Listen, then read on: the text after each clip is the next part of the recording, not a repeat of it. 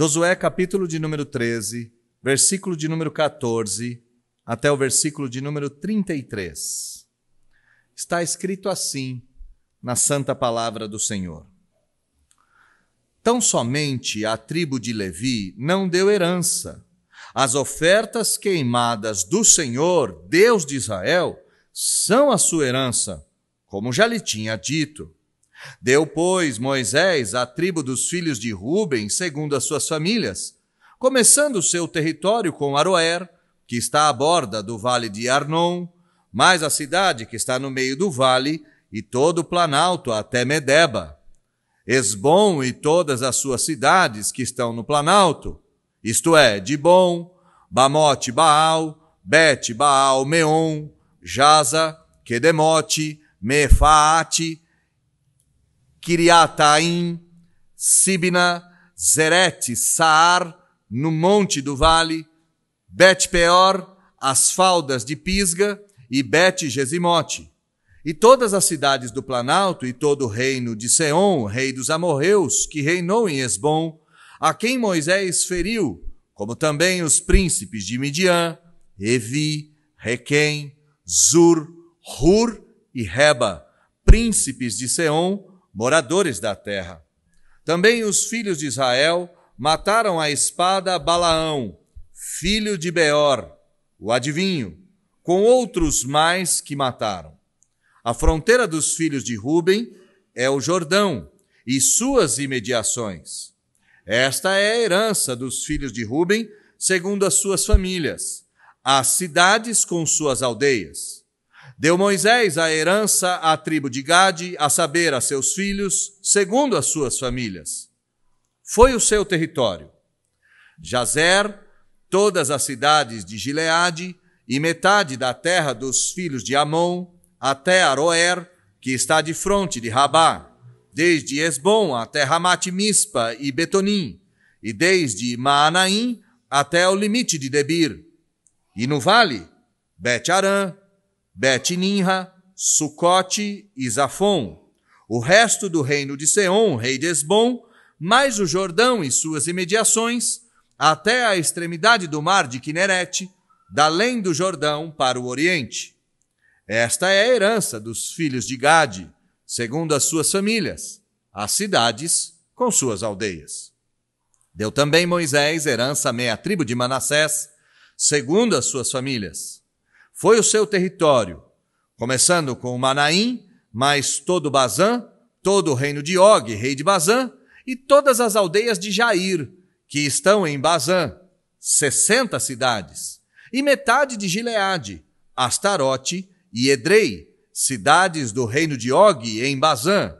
Estas foram dadas aos filhos de Maquir, filho de Manassés, a saber, a metade dos filhos de Maquir, segundo as suas famílias. São estas as heranças que Moisés repartiu nas campinas de Moabe, da além do Jordão, na altura de Jericó para o oriente. Porém, a tribo de Levi, Moisés não deu herança. O Senhor, Deus de Israel, é a sua herança, como já lhes tinha dito. Feche seus olhos, baixe a sua fronte. Vamos orar mais uma vez, pedindo ao Senhor que fale conosco por meio do texto sagrado. Deus, nós acabamos de ler e ouvir a leitura da sua palavra que é viva e eficaz. Eu suplico ao Senhor que o Senhor fale conosco e que nós saiamos daqui entendendo a sua palavra de maneira profunda, a ponto de praticarmos a sua lei onde quer que o Senhor nos enviar. Fazei isso por nós e em nós.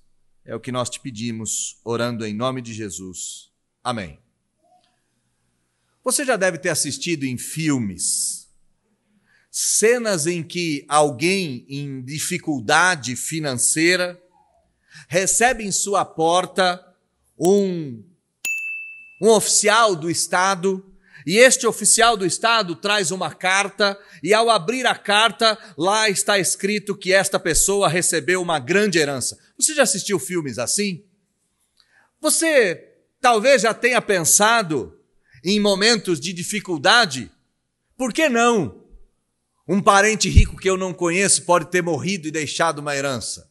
Eu confesso para você que já tive momentos da vida que até vasculhei na internet. Quem sabe não tem um conde lá na Itália, quem sabe não tem alguém na Europa cheio de dinheiro, que morreu e só eu sou o parente. Infelizmente isso nunca aconteceu. Qual de vocês não recebeu um e-mail dizendo que uma mulher milionária estava doente em algum lugar do mundo e tinha deixado uma fortuna incalculável e você tinha que responder aquele e-mail? Pois é, todos nós somos fissurados com essa ideia de herança. Eu gostaria de receber uma herança, você gostaria de receber uma herança. E se nós formos um tanto desatentos, podemos até cair no golpe da herança. O que nós veremos hoje é a divisão de uma herança.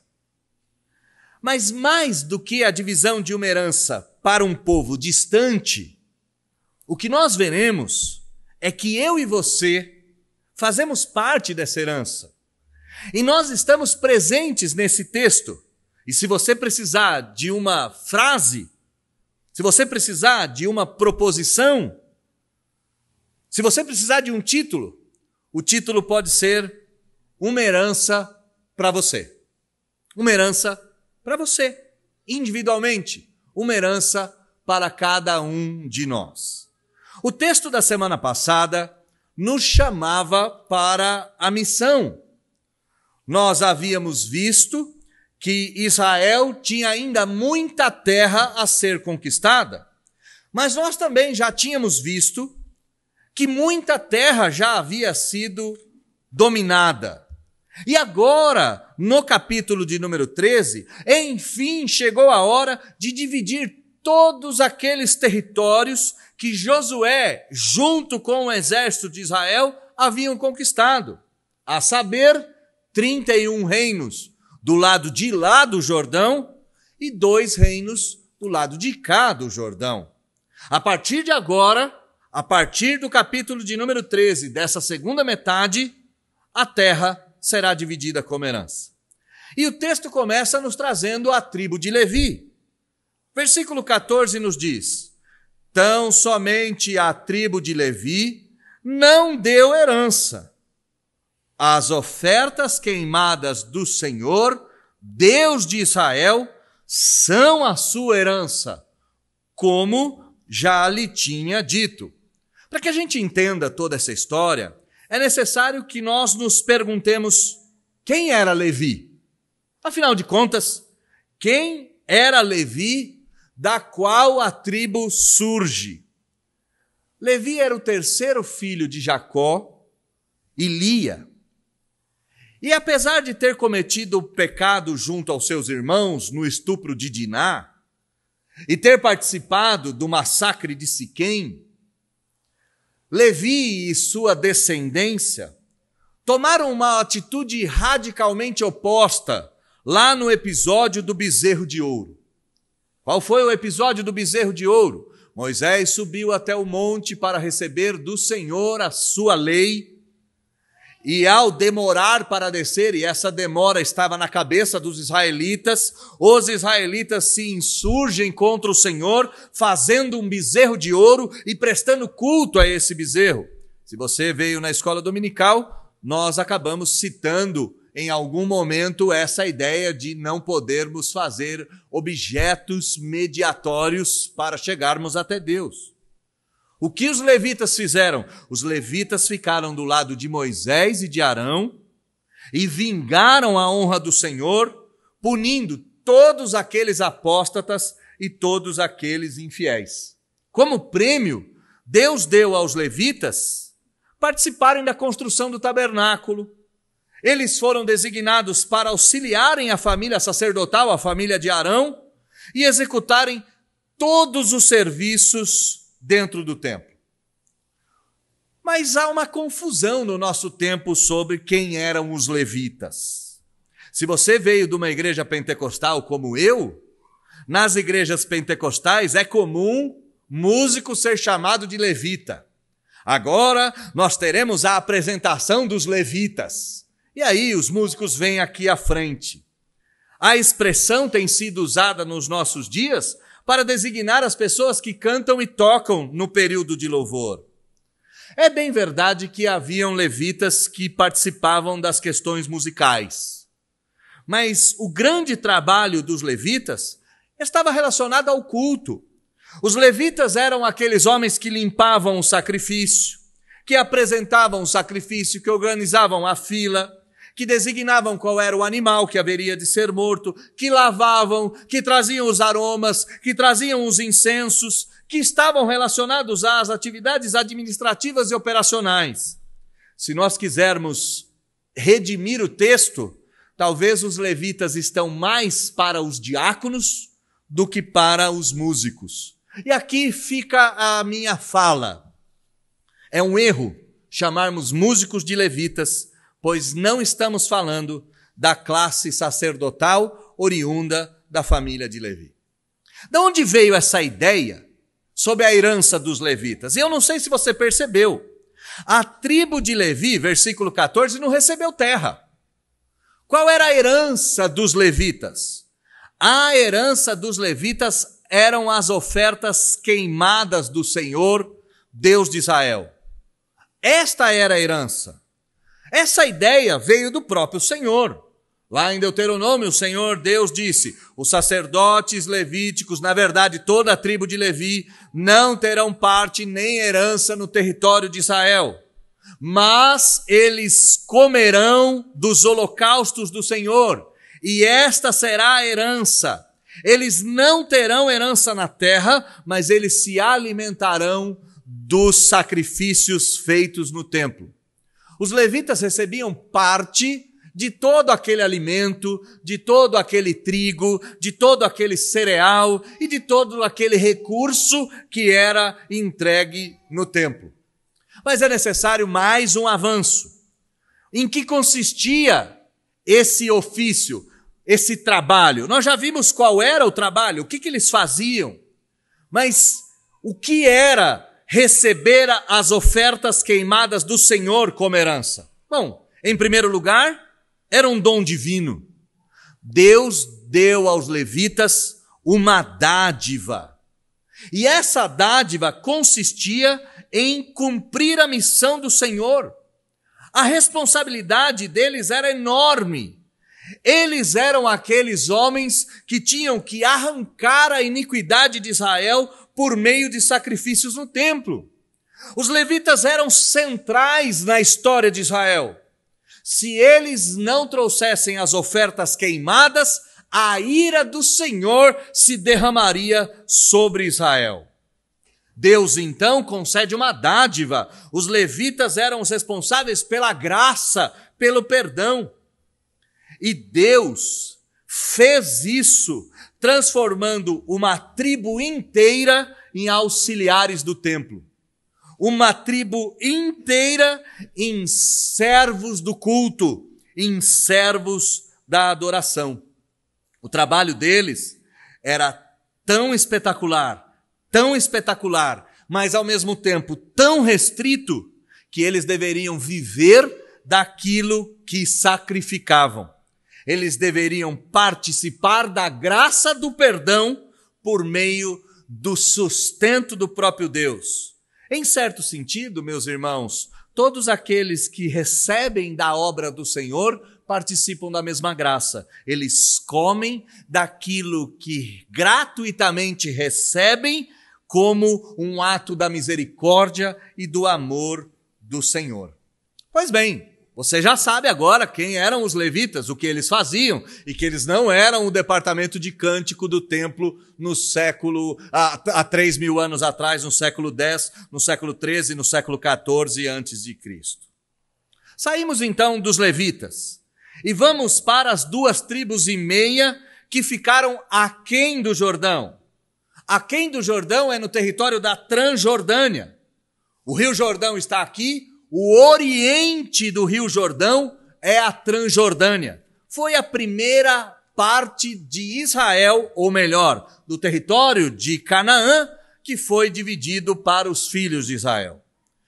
E nós, continuando o texto, somos apresentados à tribo de Rúben.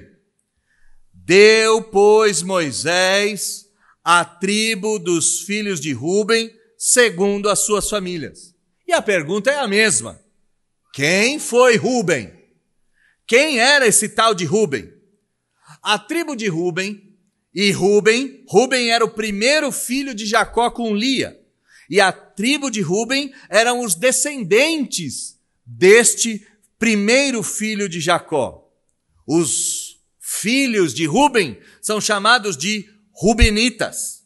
A tribo de Rúben aparece na Bíblia de forma um tanto discreta, porque Rúben era um homem discreto, mas uma marca, ela é central.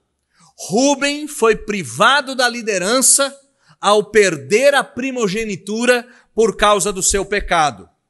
A Bíblia diz que Rúben contaminou o leito do seu pai ao dormir com Bila, concubina de Jacó. Mas olha que interessante. Foi tirada a primogenitura, mas é a primeira tribo a receber a herança. O Senhor Deus deixa claro que age com misericórdia para com seus filhos.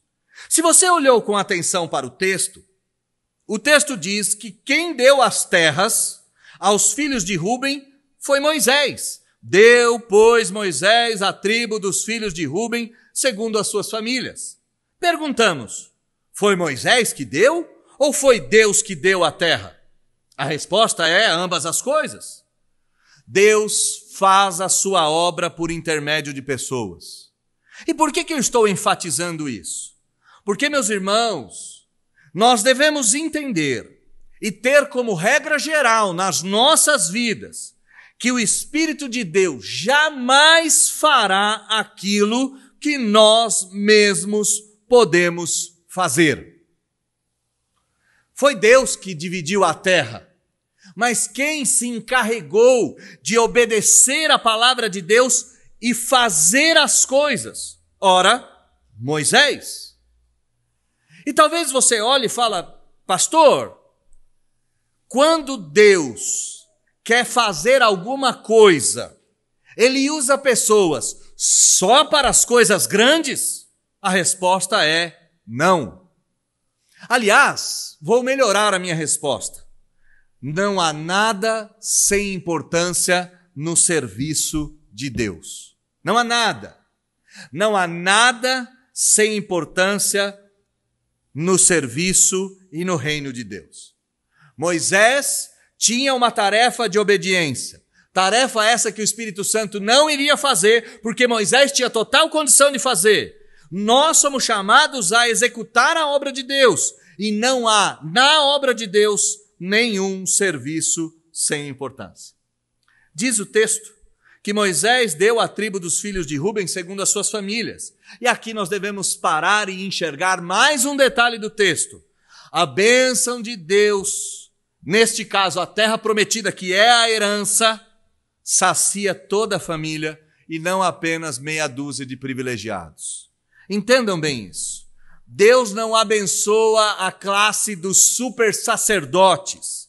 Deus não abençoa a classe dos super crentes. Deus não abençoa os ungidos, os separados, os pastores, apóstolos, bispos. Aliás, é difícil enxergarmos a titulação apostólica nos nossos dias sem levar em conta a falsificação da mesma. Em outras palavras, apóstolo bom nos nossos dias são os apóstolos mortos que estão presentes no Novo Testamento. Não existe apóstolo nos nossos dias. O que existe são homens que atribuem a si uma titulação que não lhes é devida, que não lhes é autorizada.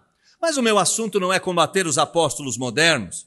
O meu assunto é enfatizar no nosso coração que Deus abençoa todo mundo da família dele.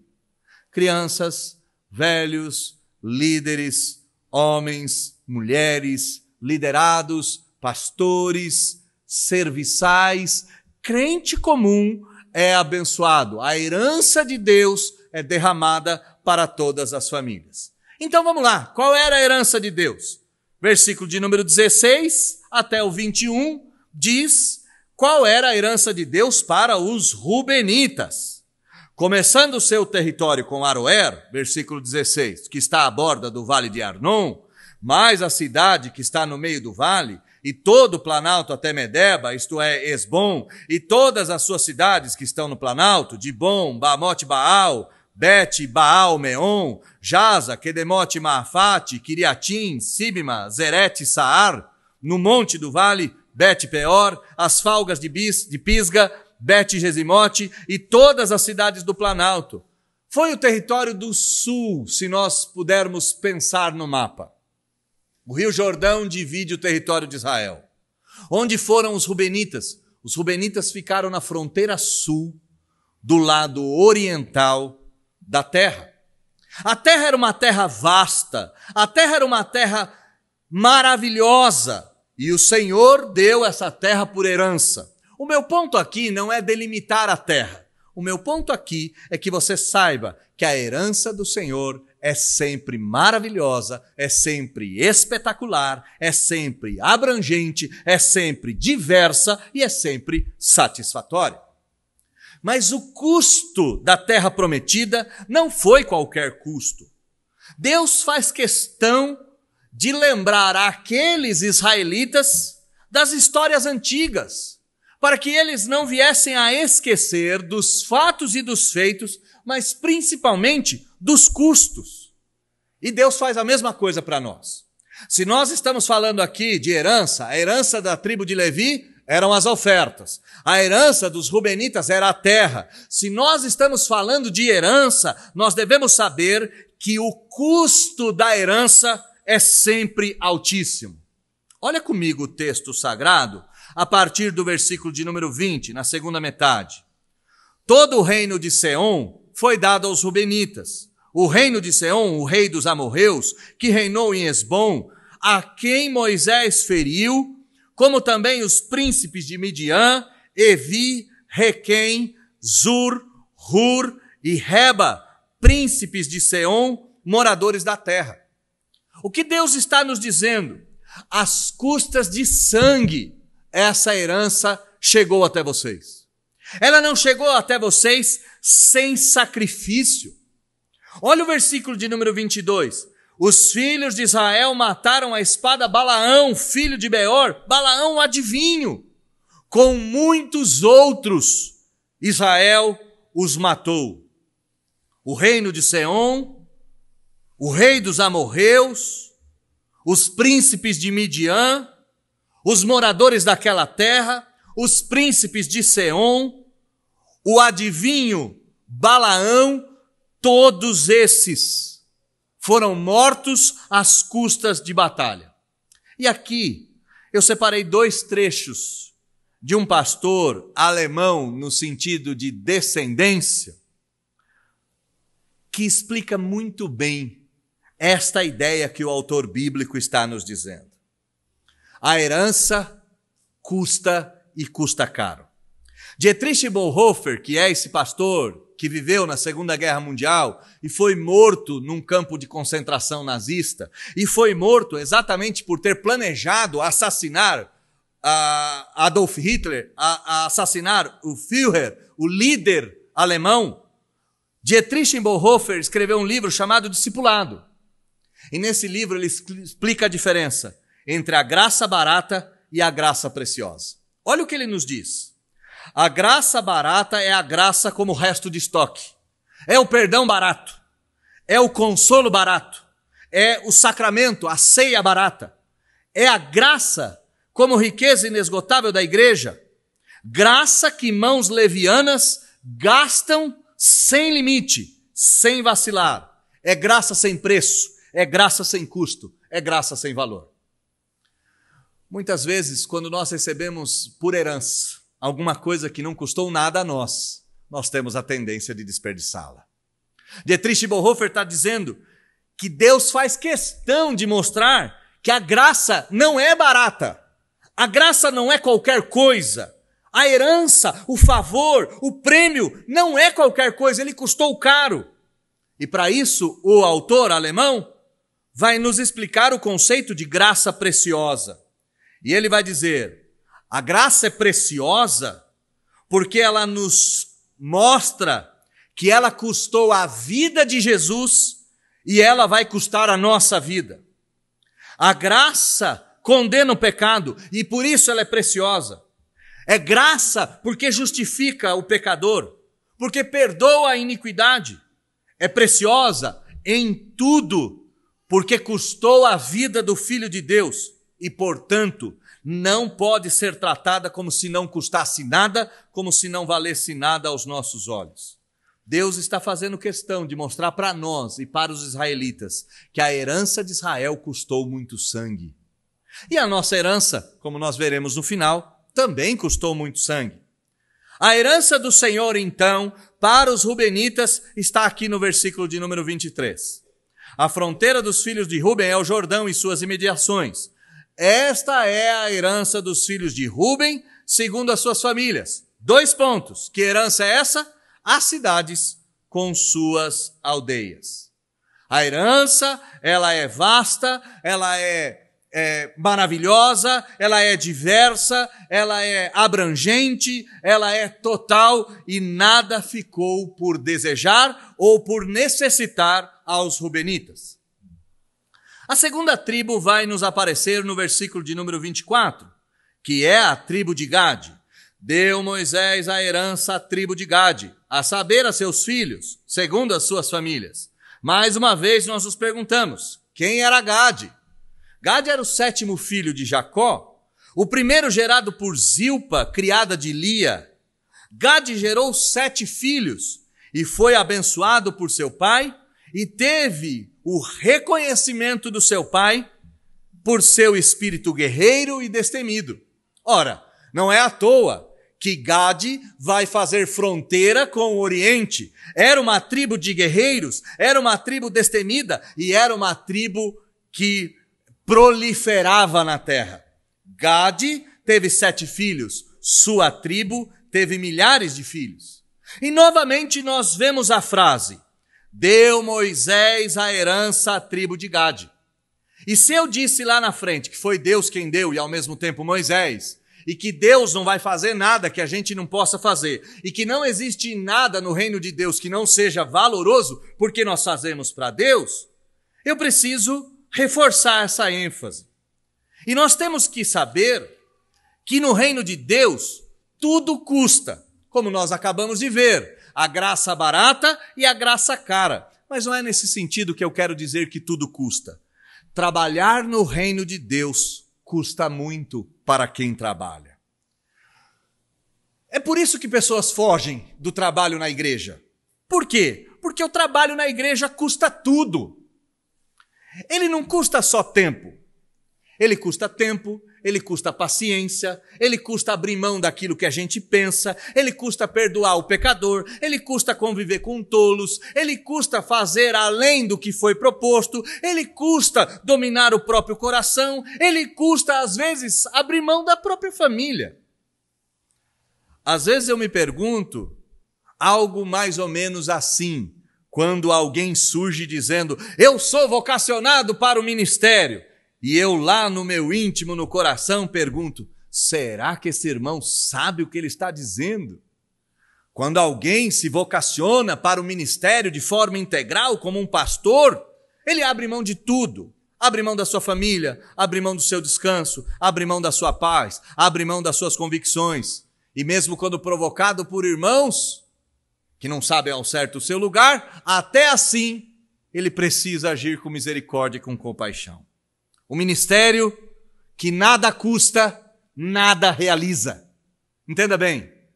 O ministério que nada custa, nada realiza. E Deus tem uma obra enorme a realizar nesse mundo. Fugir dessa obra, por causa das dificuldades e dos obstáculos, é rejeitar o próprio Deus e a sua graça que custou caro. Grava isso no seu coração. Fugir da obra de Deus neste mundo é rejeitar a própria autoridade e o ser de Deus. Quem fez? Moisés. E Moisés, para fazer isso, gastou tudo que tinha. Realizou tudo que podia realizar. Sem titubear, sem vacilar e sem rejeitar a autoridade de Deus. O texto nos diz mais uma vez que a bênção de Deus é abrangente. Quem recebe a bênção são os filhos de Gade, todas as famílias. Deus não abençoa meia dúzia, Deus abençoa a todos. E o território dividido foi o seguinte, versículo de número 25 a seguir. Foi o seu território de Gade, dos seus filhos e de suas famílias. Jazer, todas as cidades de Gileade, metade das terras dos filhos de Amon, até Aroer, que está de fronte de Rabá. Desde Esbom até Ramat-Mispa e Betonim, e desde Manaim até o limite de Debir, e no vale de Bet-Aram, Bet-Nimra, Sucote e Zafon, o resto do reino de Seom, rei de Esbom, mais o Jordão e suas imediações, até a extremidade do mar de Quinerete, da além do Jordão para o oriente. Diferentemente de Ruben, que ficou ao sul, Gade ficou ao centro, dividindo o seu território na entrada do Mar Morto e na entrada do lago da Galileia, ou do mar de Quinerete, ou do mar de Tiberíades. É o mesmo local. Esta foi a herança dos filhos de Gade, segundo as suas famílias, as cidades e suas aldeias. Mais uma vez eu enfatizo, meu foco aqui não é dividir a terra para que você entenda de geografia. Meu foco aqui é deixar claro para você que a terra atendia a todos eles, e eles tinham mais do que precisavam. A terra era verde, era próspera, a terra era diversa, a terra atendia todas as famílias, e todos eles prosperavam naquela terra. Chegamos à meia tribo de Manassés. Versículo de número 29, olha aí comigo na sua Bíblia. Deu também Moisés herança à meia tribo de Manassés, segundo as suas famílias. Quem era Manassés? Manassés era o filho mais velho de José. José, o penúltimo filho de Jacó. Manassés nasceu no Egito e sua mãe era egípcia. E junto com seu irmão Efraim, ocuparam o lugar de José na contagem das 12 tribos. Manassés foi a tribo mais numerosa de Israel nesse período. E é por isso que ela ocupou 2 áreas. A gente às vezes olha isso achando que Deus favorece um e rejeita outros. Não! Era uma tribo de guerreiros que ficou na divisão do norte com a Síria, escorados com a Assíria, e essa divisão era necessária porque Manassés era um povo gigantesco. Versículo 29. Deu também Moisés a herança à tribo de Manassés. Terceira vez que se repete a frase, deu também Moisés. Quando uma coisa se repete por 3 vezes na Bíblia, meus irmãos, nós temos que parar e atentar mesmo. E aqui eu acrescento um último ponto. Só tem um jeito da gente se engajar na obra de Deus. É se nós olharmos além do tempo e do espaço. Explico. Se você ler na história da igreja, você verá cristãos que fizeram muito nesse tempo, muito mesmo. Construíram hospitais, plantaram igrejas, construíram escolas, aplicaram em missões, fizeram coisas extraordinárias, escreveram livros, compuseram canções. Todos esses cristãos que fizeram muito no presente, tinham um olho no futuro. Às vezes, nós não nos engajamos no trabalho de Deus porque esperamos a recompensa imediata. Nunca seremos aptos para trabalharmos no reino de Deus se não enxergarmos que a vida é passageira e que nosso presente não está aqui. E da onde eu tiro isso? Ora, Moisés viu a terra prometida, mas não entrou. É óbvio que ele não entrou por causa do fracasso moral dele próprio. Mas é bem verdade que Moisés não precisava entrar nessa terra prometida, pois ele sabia que no céu havia a verdadeira terra prometida que o aguardava de braços abertos. Nós devemos trabalhar no reino de Deus e só começaremos a trabalhar no reino de Deus quando os nossos olhos forem além do tempo e no espaço. A divisão da terra, então, foi a seguinte, versículo de número 30. Foi o seu território, 2 pontos. Começando com Manaim, mais todo Bazã, todo o reino de Og, rei de Bazã, e todas as aldeias de Jair, que estão em Bazã, 60 cidades e metade de Gileade, Astarote e Edrei, cidade do reino de Og em Bazã. Incrível que somente o mestiço Manassés vai ter menção na herança aos seus filhos mestiços. Quem era Jair? Jair era filho de Manassés. Quem se tornou Jair? Jair se tornou juiz em Israel. Mas o texto continua dizendo, estas foram dadas aos filhos de Maquir. Eu disse que o primeiro filho de Manassés, Jair, teve menção. O segundo filho é Maquir, filho de Manassés, a saber, a metade dos filhos de Maquir, segundo as suas famílias. Maquir gerou Gileade indivíduo, formou um grupo dos gileaditas, e esses gileaditas vão aparecer lá na frente em Davi como homens espetaculares. Entenda que histórias ruins no reino de Deus têm finais felizes. José se casa com uma mulher egípcia que era filha do sumo sacerdote do período dos egípcios. Seu filho Manassés, mestiço, se torna tribo de Israel e os filhos dele, Jair e Maquir, se tornam homens importantes na genealogia de Israel e na história do avanço do reino de Deus. Nossa história termina no versículo de número 32, com a recapitulação das heranças que o Senhor Deus deu por intermédio de Moisés, na região da Transjordânia, para as 2 tribos e meia, isto é, Rúben, Gade, meia tribo de Manassés. Esta é a herança que Moisés repartiu. E aqui um último ponto antes de nós entrarmos de fato onde está o meu sermão ou para onde o meu sermão caminha. Perceba que Moisés obedeceu ao Senhor naquilo que o Senhor havia dito. E Moisés não mudou nem 1 milímetro, nem 1 palmo da herança que o Senhor havia dito que daria às tribos de Israel. Moisés repartiu nas campinas de Moabe, da além do Jordão, na altura de Jericó para o oriente, as terras como o Senhor havia lhe dito. Não é possível servirmos o reino de Deus, fazermos aquela parte que Deus nos designou, fazermos aquela parte com muito custo, fazermos aquela parte sem olhar para frente. Não é possível trabalharmos na igreja, mesmo se tivermos tudo que já foi dito, se não obedecermos o mandato de Deus, que é trabalharmos para Ele.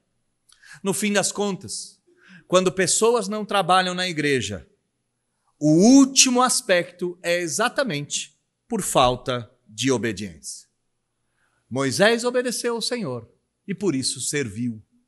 Jesus obedeceu ao Senhor e por isso fez o que fez.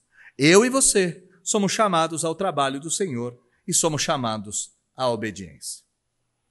Eu disse que praticamente a nossa história terminava, porque ainda tem o versículo de número 33.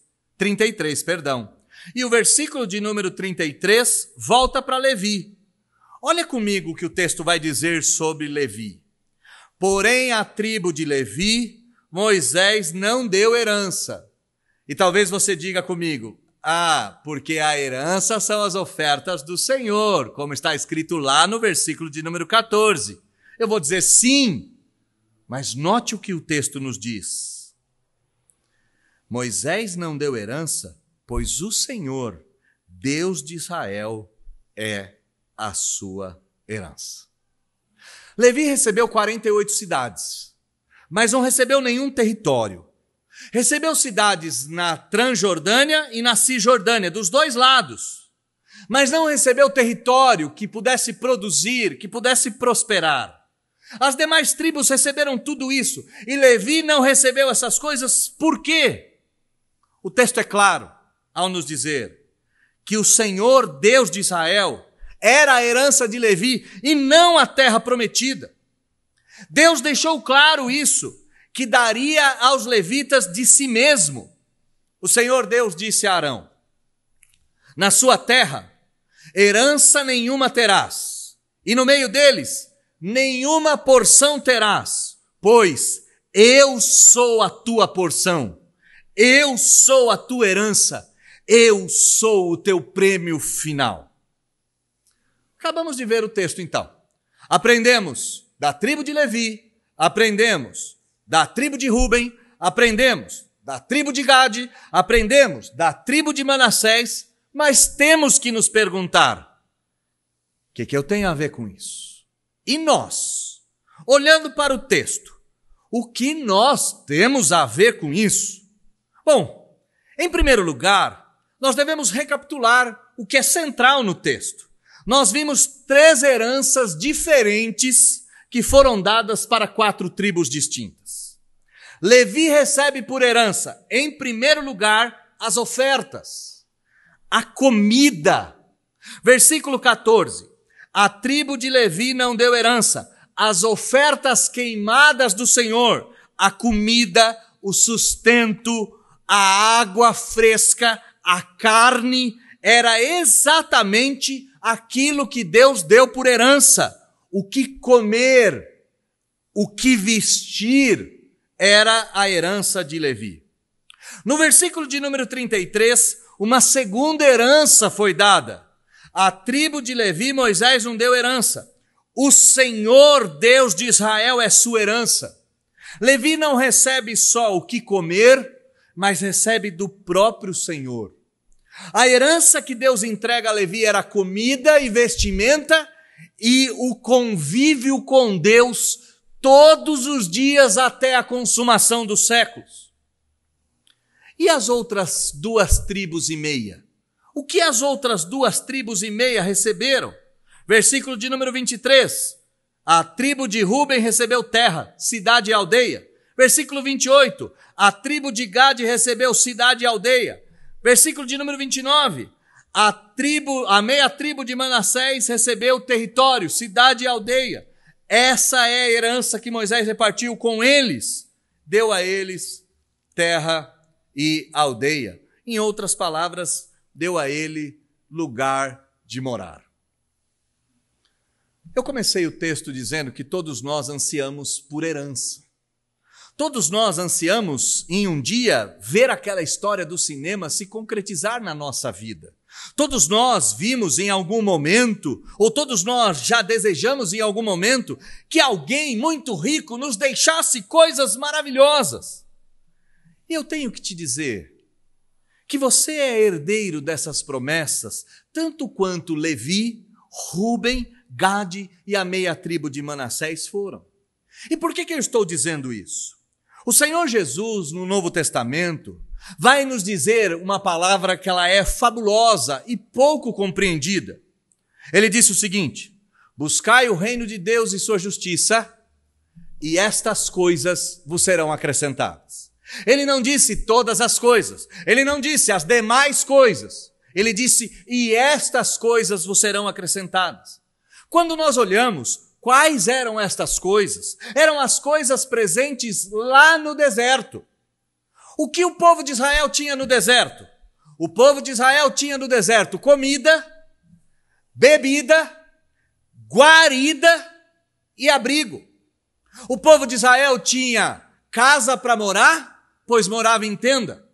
O povo de Israel tinha proteção, pois o Senhor era a sua nuvem durante o dia e era o fogo durante a noite. A nuvem para aplacar o raio solar do deserto e o fogo durante a noite para dispersar o frio do deserto. E o povo recebia todos os dias de manhã, o povo recebia o maná e todos os dias ele recebia codornizes para os alimentar. Conta-nos a Bíblia que de rochas saltava água.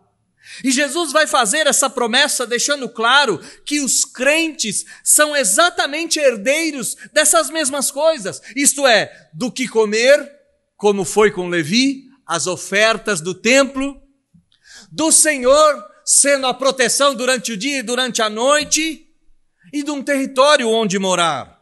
A Bíblia já nos disse, se nós tivermos onde morar e o que comer, isso nos basta. Mas eu gostaria de aprofundar o tema da herança. Se eu terminar o meu sermão dizendo que você é participante dessa herança, porque você tem o que comer, porque você tem o que vestir, porque Deus te protege, porque você tem onde dormir, talvez isso não acrescente clareza, nem traga a você felicidade e devoção em cima do texto. Então eu gostaria que você pegasse a sua Bíblia e fosse lá para o Novo Testamento comigo.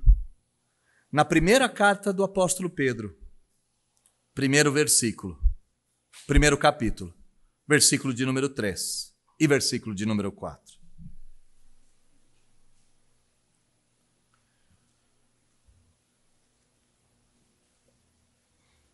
Já é certo que você é herdeiro das mesmas coisas que Rúben, Gade, Manassés e Levi herdaram. Já é certo que Deus te alimenta, já é certo que Deus te protege, já é certo que Deus te dá lugar para dormir, já é certo essas coisas, que Deus te dá lugar para trabalhar, que Deus te dá lugar para cuidar da sua família, isso já é certo. Mas talvez o que você não percebeu no texto até agora, que a terra prometida, ela é o protótipo de algo muito maior. A terra prometida, se você precisar de uma ilustração, ela é a maquete de algo superior a ela. Ela nada mais é do que a encenação daquilo que um dia será experimentado na realidade. Olha comigo o versículo de número 3. Bendito Deus e Pai de nosso Senhor Jesus Cristo, que segundo a sua muita misericórdia nos regenerou para uma viva esperança, mediante a ressurreição de Jesus Cristo dentre os mortos, nos regenerou para uma viva esperança, para uma herança incorruptível, sem mácula, imarcessível, reservada nos céus para vós outros. Irmãos queridos, nós não precisamos ansiar por nenhum tipo de herança nessa terra. E por quê? Porque de acordo com o texto sagrado, eu e você, em Cristo Jesus, já somos herdeiros de uma viva esperança, de uma herança incorruptível, de uma herança sem mácula, de uma herança sem manchas, de uma herança que não será roubada, que não será aviltada, que não será desperdiçada, nem por nós e nem por nossos descendentes. A terra prometida tipificava o céu. A terra prometida tipificava o local de descanso dos israelitas. A terra prometida tipificava tudo aquilo que eles tanto sonharam em obter. E quando eles receberam a terra prometida por herança, isso se desdobra em nós, na nossa herança. E a nossa herança não é Israel. A nossa herança não tem uma geografia dividida pelo Rio Jordão. A nossa herança não tem uma geografia dividida por cidades conquistadas. A nossa herança está no céu. E essa herança no céu é incorruptível, é sem mácula, é imarcessível, é impossível de ser roubada ou perdida. Quando nós não olhamos para a Escritura de forma clara, nós desperdiçamos aquilo que é central na Escritura. E o que é central na Escritura? Avança para o segundo capítulo de Pedro, versículo de número 9, versículo de número 10.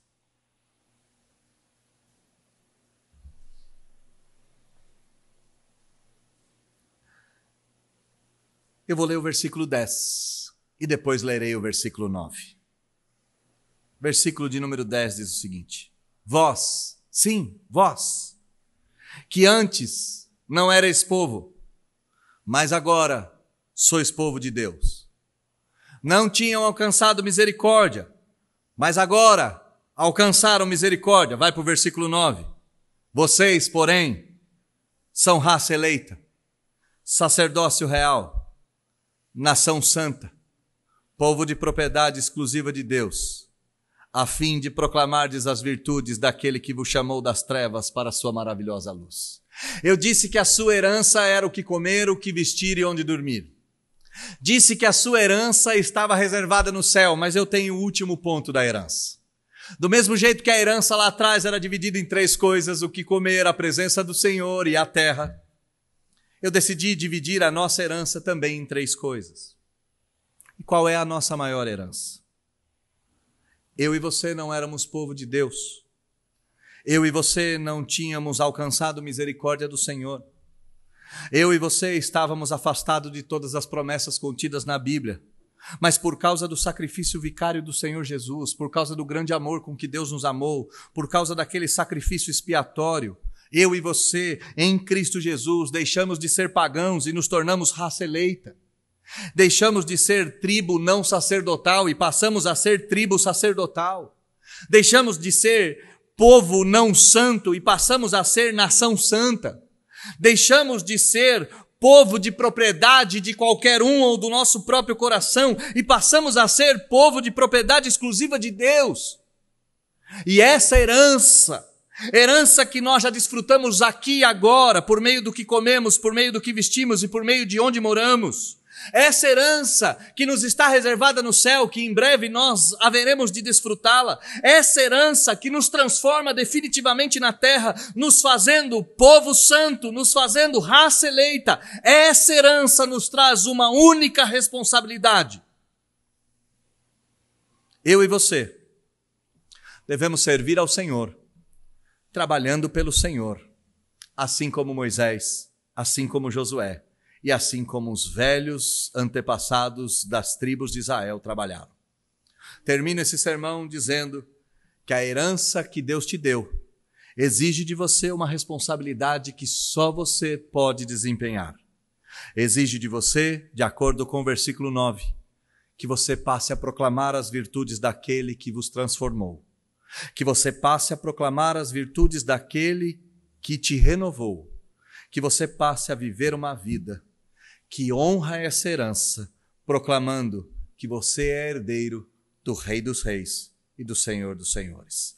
A última vez que você recebeu um e-mail dizendo que uma senhora afortunada lá na África do Sul deixou uma quantia milionária para você, da última vez que você assistiu um filme e esse filme gerar no seu coração uma ânsia de ter um parente rico em algum lugar, pregue ao seu coração e diga ao seu coração: a sua herança na terra você já tem. Você tem o que comer, o que vestir e onde dormir. A sua herança no céu está reservada e você tem uma viva esperança de desfrutá-la. Mas a maior herança você já experimenta no aqui e no agora. Você não era povo, passou a ser povo. Você não era ninguém, passou a ser filho. Você era um bastardo e agora passou a ser um eleito. E tudo isso você conquistou sem merecimento. Conquistou por graça, por aquele que vos chamou das trevas para a sua maravilhosa luz. A próxima vez que isso acontecer, prega o teu coração e diga: eu já sou herdeiro, não preciso de mais nada, porque tudo aquilo que eu tanto necessitava, eu conquistei no dia que eu passei a crer no Senhor Jesus, meu único e suficiente Salvador. Feche seus olhos, baixe sua fronte. Vamos orar. Deus, nós somos gratos ao Senhor por sabermos que a herança do Senhor não foi entregue apenas para um povo lá no passado. A mesma herança foi entregue para nós. Buscai o reino de Deus e a sua justiça, e estas coisas vos serão acrescentadas: o que comer, o que beber, o que vestir e onde morar. Nós já desfrutamos disso. Já desfrutamos da herança que Moisés experimentou há tanto tempo e experimenta até hoje. Não a terra prometida na terra, mas a terra prometida no céu. Um lugar onde a traça, a ferrugem, o ladrão não pode entrar, não pode corroer, não pode destruir. Um lugar onde a pureza, a santidade e a beleza permanecem para todos sempre. A nossa herança no céu está reservada e ninguém pode tirar de nós. E quando nós olhamos para Deus dando herança para aquelas pessoas no passado, nós temos que enxergar que já somos herdeiros. Nos tornamos raça eleita, sacerdócio real, nação santa, povo de propriedade exclusiva de Deus. Deus, o que é isso? Que tão grande herança temos, que tão grande privilégio. Somos tolos em achar que nossa herança ou que seremos felizes quando recebermos fortunas aqui e agora. E não somos capazes de enxergar a fortuna que já temos em mãos. Aliás, a fortuna que temos é sermos do Senhor. Sermos do Senhor para quê? Para o trabalho, para trabalharmos na sua obra. E nada na sua obra é indigno, tudo na sua obra é maravilhoso. Na semana passada fomos chamados à missão, nessa semana somos chamados a viver a nossa herança, e a nossa herança é propagar a glória daquele que nos salvou, como Israel tinha que fazer e não fez. Então, Deus, que eu e meus irmãos sejamos obedientes como Moisés e Josué foram, e anunciemos essas virtudes trabalhando no reino, trabalhando na igreja, às custas do próprio sono, do próprio tempo, da própria vida. Mas olhando para um futuro onde seremos recompensados pelo Senhor.